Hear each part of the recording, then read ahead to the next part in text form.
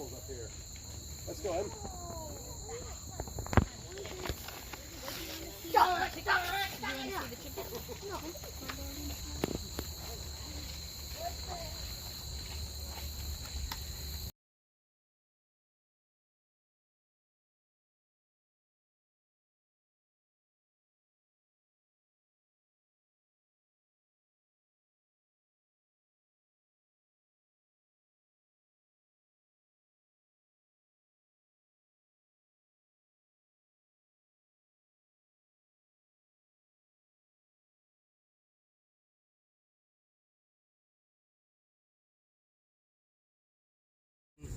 Was domesticated, I guess, or it started the process of hybridizing about 10 to 12,000 years ago.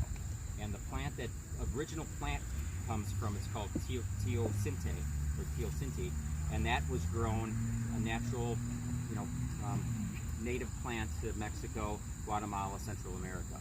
And over the course of time, there were mutations, and the early farmers understood that some of those things were desirable, so they would start crossbreeding even back then with other plants that had these desirable characteristics. And fast forward 10,000 years, and here we have a fully hybridized corn plant with all the characteristics that we decided we wanted over the years. As opposed to 13-foot tall stalks, maybe we wanted an 8-foot tall stalk. Instead of having the actual corn cob or on the 2 feet off the ground, we wanted 5 feet off the ground for easy harvest and various whatever traits that we wanted. Higher nutritional value. I don't know how when they started to determine that, but just there was a lot of small things like the height, size. If one of them did a better job at keeping the insects off, I mean, that's all. It's just a natural way of hybridizing. So over the course of the millennium, we have 6 types of corn that are the basic types. Now, the most one that you'll see in Illinois and Iowa and Nebraska, those are our 3 leading states, is the Dent Corn. And this is Dent Corn. And you can see it's just starting to lose it's starting to dry down, so it's starting to dent. So it's not puffy anymore. So all that cream inside of there, the flour, what would become the flour then is becoming the starch, which is what we desire. So another one is Flint. Flint was initially the corn that would have been in the east. This is the Flint corn is what saved the Pilgrims. So that's what they grew out there, and that's a good corn for cornmeal and stuff like that. Another mutation over the course of history was sweet corn. Sweet corn is high in sugar, and now we cross different varieties of high sugar content corn, sweet corn, to create the super sweets that we get in the stores now. In fact, the Dent corn, early in the season, if you harvest it and put it right in the pot, you can actually, it's still relatively sweet. It's not sweet corn, but you still can eat a Dent corn in its really early stages. You just have to, you can't put it in the fridge for a day or two, because it'll be gross. You have to eat it right away. Where the sweet corn now you can keep in the fridge for a week and it's still good. The stuff that you buy in the store is a week old, and it's still good. Popcorn is it's an interesting thing about popcorn. It only pops at a certain percentage moisture. So the popcorn that is grown this year is dried all year, and then next year when it's about between 12 and 14%, you can start using. You can pop it right on the cob. I don't know if anybody's ever done that, but it's a great way to pop some popcorn. You put it in a bag with butter in the bag and salt in the bag, a brown bag, and you put it in the microwave for 2 minutes, and boom, you have popcorn. And the original, the teosinte corn, I'm going to pass this around. I probably should have done it a little earlier. This is the original type of, and it's still grown, but it's still a native plant in Mexico. That's all we have today, so just want to make sure everybody gets a chance to see that.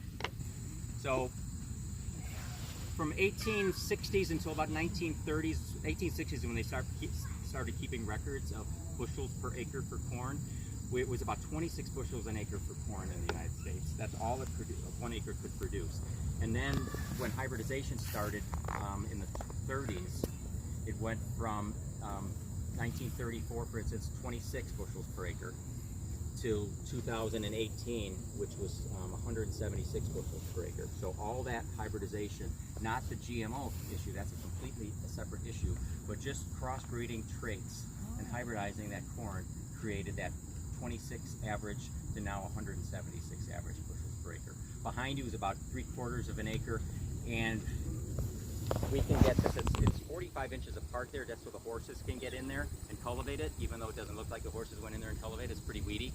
Now, instead of 45 inches, we've planted 24-inch rows, and instead of maybe 15,000 seeds per acre, they're planting upwards of 30,000 seeds per acre, so you've got corn right on top of each other now, and that's why they can get that 175, 176 bushels per acre. So, one of the things we want to do, as I'm going to demonstrate, in 1890, if the chickens needed some feed or we were grinding for some cornmeal, we'd have the kids go out and they'd use these hand shellers, and they would shell a ear of corn, and later on you're going to see what they do with this. There's a couple stories on that. You're going to see most of it in the kitchen. They put it in the oven.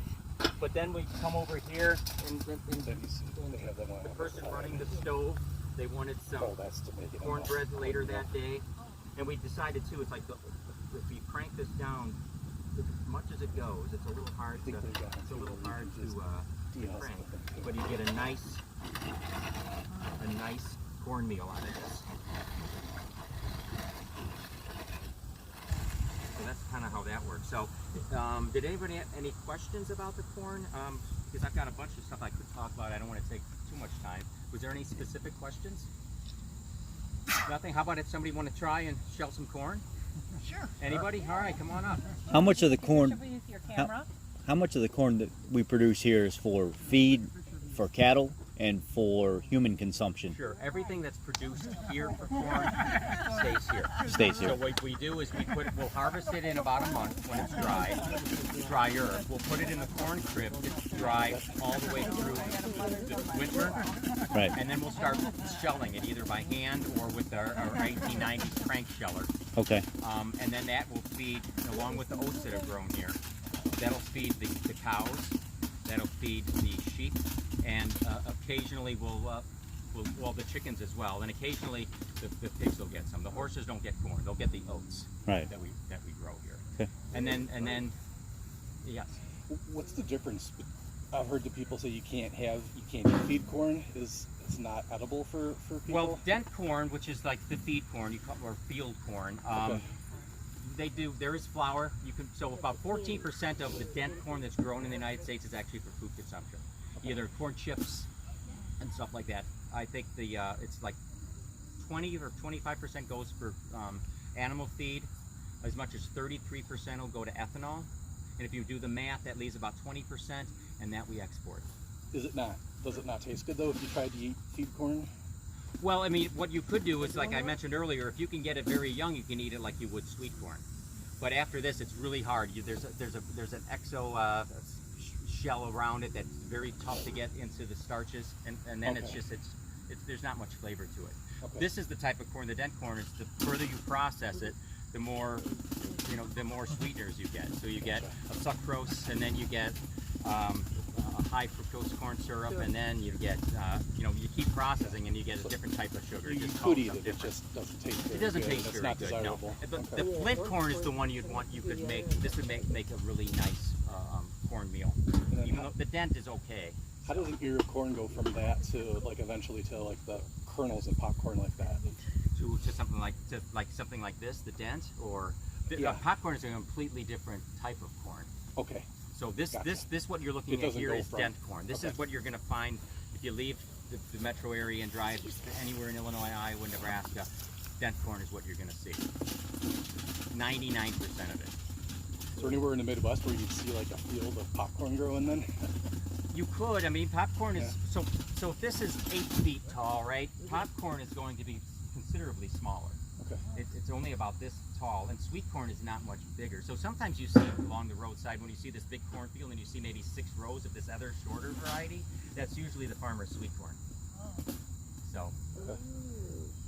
If it ever gets too hot in the field, So we'll the just start biggest popping. part of this one would be, like back in the day, would be to make cornmeal out of it. Cornmeal and then feed the animals. I didn't realize back that in the was day. all special. Now I thought it's it was going in your corn gas somehow. tank. That's the biggest Change. Yeah, and I ethanol. kind of missed a little bit of that. So how is Okay. the process that to go in? Well, the actual chemistry, I don't know. That I But don't did know. you All I look know is something, not just the like a majority of our corn offhand crop health now thing, is but I've first seen is ethanol. where you could drop Second a is animal corn feed. cob in there. and Third it's is got exports. And then fourth is human consumption here. Wow. Only about 14% of the Dent Corn grown in the United States is human consumption. And that would maybe be cornmeal or... Yeah, cornmeal. Yeah, this would be like was it hominy? This is the type of the flint corn would be is what you would use for that. So if you're into. And then you mentioned what you were going to do with empty cobs. Thank you. So the empty cobs, you're going to find out. There's a couple uses for them, and I'll let one of the uses that you're going to find out is. Back in the day, you just couldn't turn the oven hotter. You had to put something else in it to make it hotter. Corn cobs burn hotter than wood. A lot of wood. So if you want a quick fire, instantly, corn cobs is your answer. If you want a slow fire that's going to be hot, you're going to do a hardwood. And you're going to find you turn the oven on at like 4. You'll hear that. You'll turn the oven on like 4 in the morning, just so it's hot enough for Very lunch. light, and if you see it, it's kind of like almost like fibery. So Well, it's I've like a heard fiber. too, and I'm glad we came a long way. I've heard also they use that as toilet paper. So Not that one.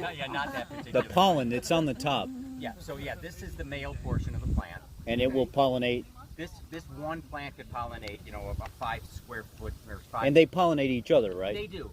So literally one ear of corn could be pollinated by a different actual plant. And the pollen has to fall down in the crease of the leaf, doesn't No, it? Or no, it's it on doesn't the have to- thistle. So this is all. So okay. So this. Let's say it's still summer. This is all. These silks. Right. These silks are still they're tender and they're moist. They're sitting all and up they're just top. kind of hanging out here like hairs, right? And all the pollen then from across the field will fall onto those silks, and every single one of these silks is attached to every individual kernel of corn, and every Cool. one of those silks needs the pollen to fall on top of it. Right. And then you'll get, so this is a really good example of very good pollination, right? Because it, other than maybe a few on this other side, maybe a dozen or so, this is completely from top to bottom been pollinated. So that's how that works. So that means that we need pollen on every one of those little strands of thistle that go down inside there in order to make them kernels pop Exactly, out and, right. and fulfill their Right, so basically growing. we want to get every one of these little guys pregnant.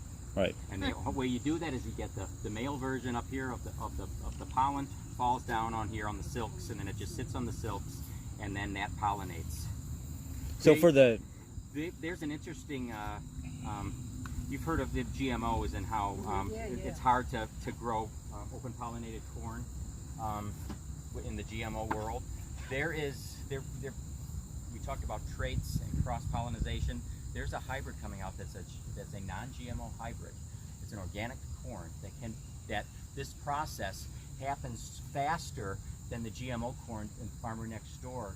When his pollen comes over, the guy's pollen over here has already impregnated that corn, and the GMO corn it's moot at that point. Oh, wow. So Nice. That's one way farmers can get around. Like you can still plant next to a GMO farmer, and you can have open pollinated corn because of what they're doing through hybridization.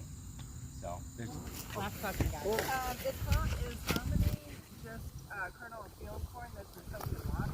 Is that right? I'm not sure how they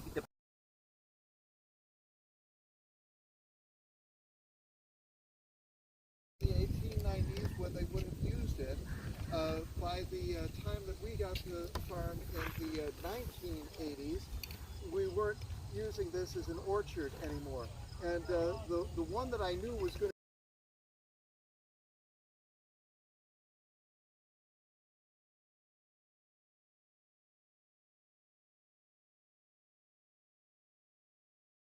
Enough time to press, so come on up. I'm going to keep talking while we main varieties that I'm using, because they just happen to be the two that did really well this year. The one that she's holding out right there is called a Northern Spy, It's an old variety of apple that was very common and is still common in the Northeast, but fell out of favor around the rest of the country. The other one is called a golden nugget. I don't actually know anything about the golden nugget. I will have to do some future research on that. I was actually a little surprised at that one. Our press is a pretty straightforward operation. It's got the thing at the top that's going to chop up and grind up the apples. What falls down in is then pressed so that what's called the must, or the juice, will flow out into our container. The stuff that I'm pulling out now is referred to as pomace, and it's basically pig food. Nothing goes to waste.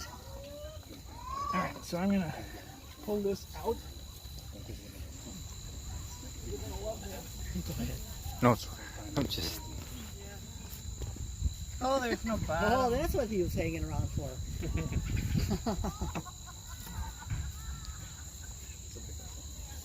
All right. Oops.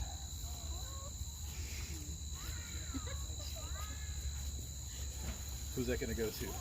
Chicken? We have Pigs? We have pigs. The Yeah, bulk we'll of get it will go to the pigs. All right. So you guys go ahead and get started on You can go get some, the grinding. Apples. Yep. Grab some apples. if you want to participate, you can.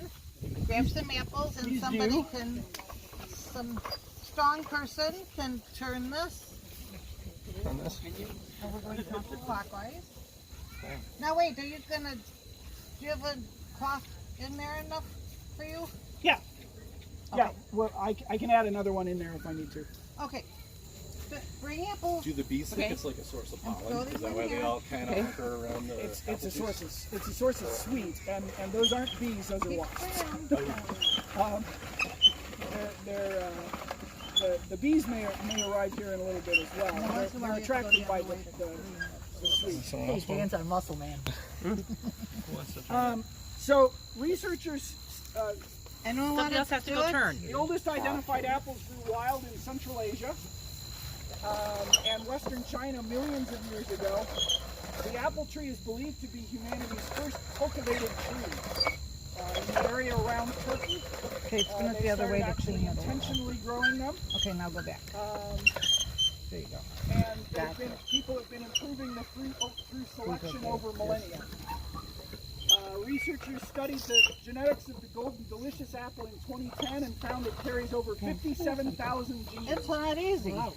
The humans carry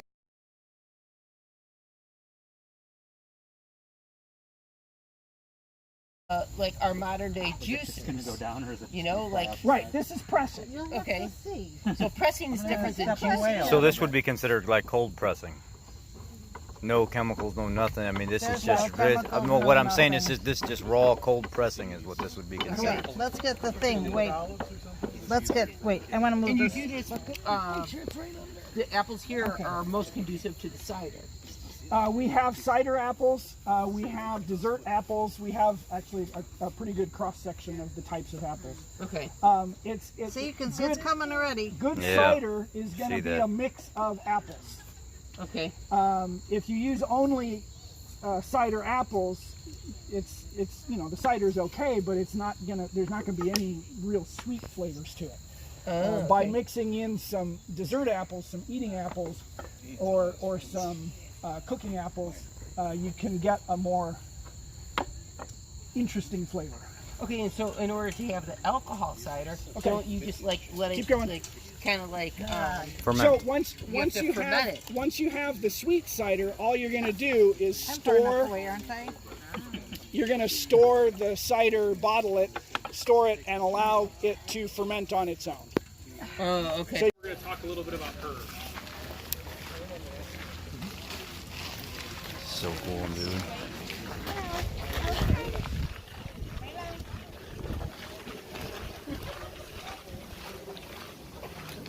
That's the whole reason I signed up for this, is to learn.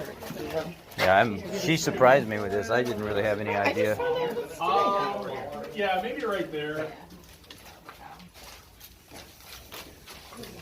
All right, so this is Liberty. She is our milk cow. She's a milking shorthorn, so that's her breed. And the milking shorthorn breed is considered a heritage breed. So are any of you gardeners here? A handful. So have you heard of heirloom seeds? Yes. So heirloom seeds are kind of old seeds that are genetically diverse. And the version of like heirloom seeds in livestock, they call them heritage breeds. So she is a heritage breed. There's only about 1,000 cows like her in the United States, compared to millions of Holsteins. Holsteins are the black and white spotted cow. So she's quite rare. We're doing a little bit of breed conservation here at Pine Creek Farm because we're breeding her. She had a heifer calf this year. So her calf, a heifer is a female cow that hasn't had a calf yet. Her heifer calf will eventually be used for breeding here, and we'll have 2 milking cows. And then we'll just expand our herd as time goes on. So she's pretty special. She's about 4 years old, a little bit over. This year was her golden birthday on the 4th of July. So it's kind of where she gets her name. She's got a really long registered name. It's like Meriwether something, Liberty Bell. But we just call her Liberty for short. But I'm going to briefly show you how we milk her. She's not letting down a whole lot of milk for us because her calf is still nursing. Her calf's about 5 months old now. Her calf is huge, consuming a lot of milk. In the back of her mind, she knows, I need to save some of this milk for my calf. So I'll just kind of show you briefly. And typically on a farm, you're going to milk twice a day, 12 hours apart. So you're going to milk at 4 or 5 a.m., 4 or 5 p.m. And you look in here, just a little bit of milk, not a whole lot, not even enough to get like 1 gulp of milk if you're drinking it out of a glass. But if we had weaned the calf off of her at about a month old, we would have gotten about, if we were milking her for 30 minutes, 45 minutes by hand, we would fill up this entire bucket twice a day. So we'd be getting quite a bit of milk. And this farm would have had anywhere from 8 to 12 cows for its size. And we've looked at census records for this farm. They made most of their money from dairy production and orchard products. So this is kind of prime dairy country in Illinois. We're really, really close to Chicago. This milk, we can milk our cow in the morning. We can put it in a milk can. We can cool it off. We can take it to the train, and it can be in Chicago by the evening. So quite a bit of money to be made in dairy production. If you didn't want to sell it as whole milk, you could separate the cream from it. You could sell that to a dairy or creamery, and they would produce butter or cheese with it. And in that case, most dairies would send someone to your farm and pick it up. They would pay you a flat rate each time. So if the price of milk went up or down, they had to incur the cost or they incurred the benefit. So just kind of dependent. So enough about the cow. So we've milked our cow. There are multiple ways of separating the cream. There are some methods that operate kind of similar to a centrifuge, where you move the milk fast enough, and because of the different density of the fat and the rest of the milk, you're going to separate it that way. Or, very, very low-tech version, you can leave your bucket of milk out, just let it sit, and eventually that cream will rise to the top, because the cream is all fat.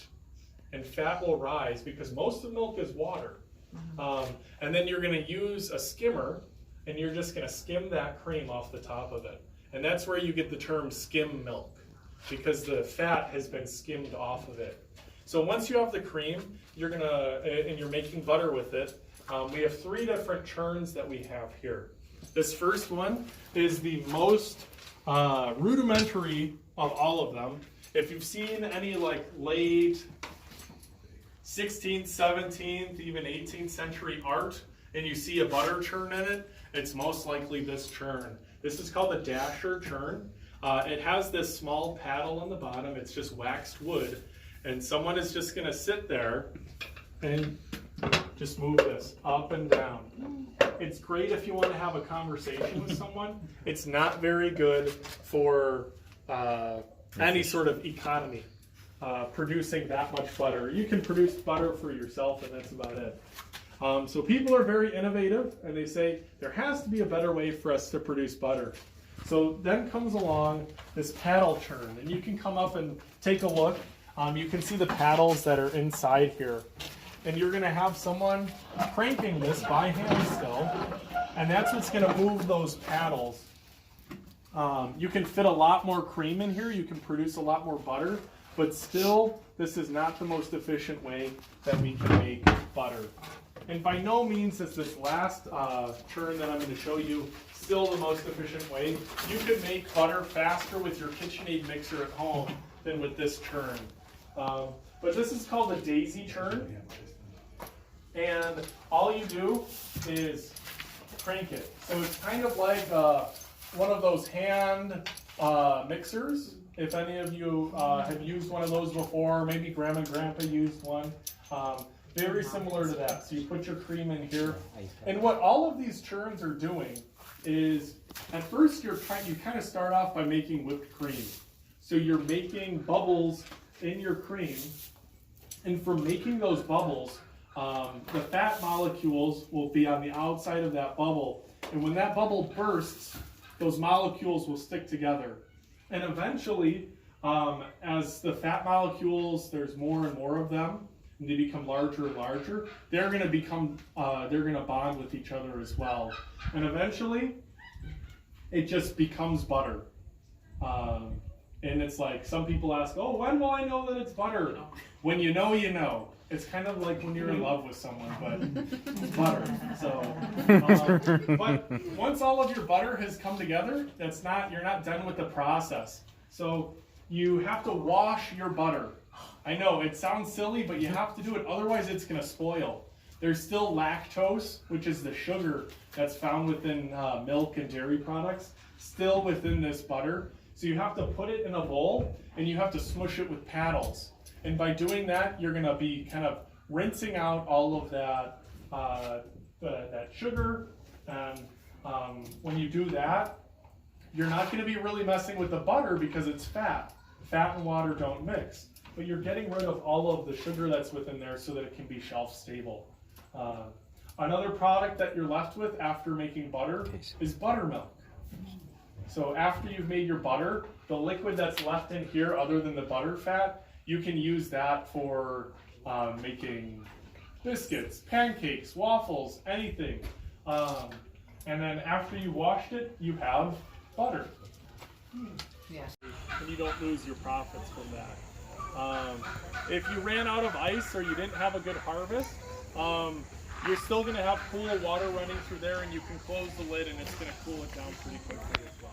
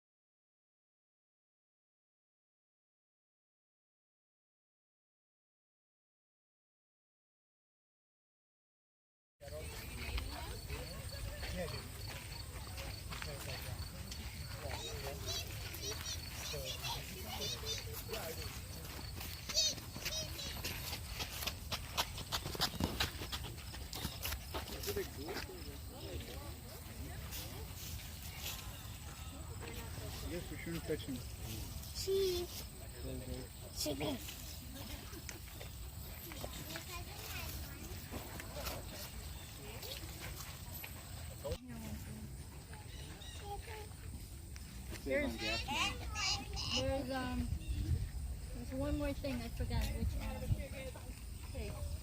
No, pigs are further down. Yes, there's one more.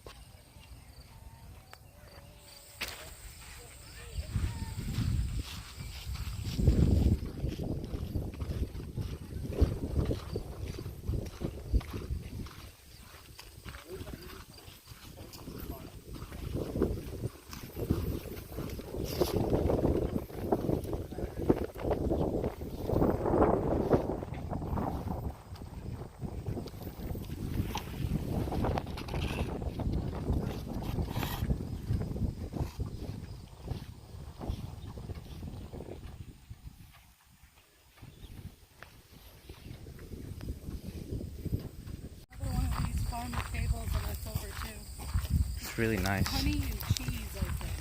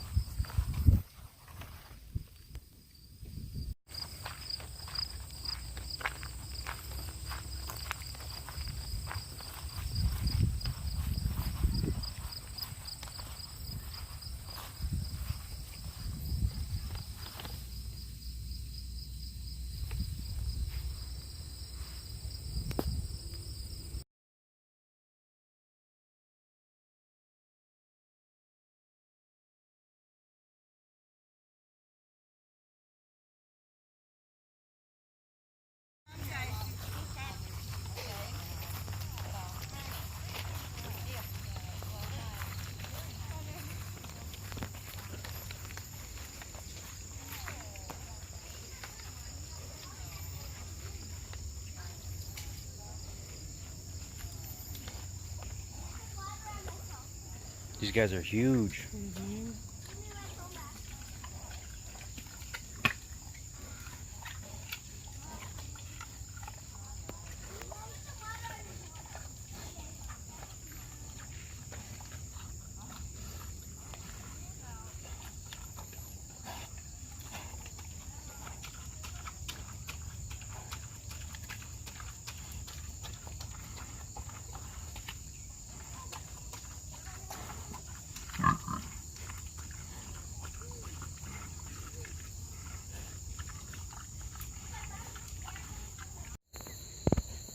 We got animals up here.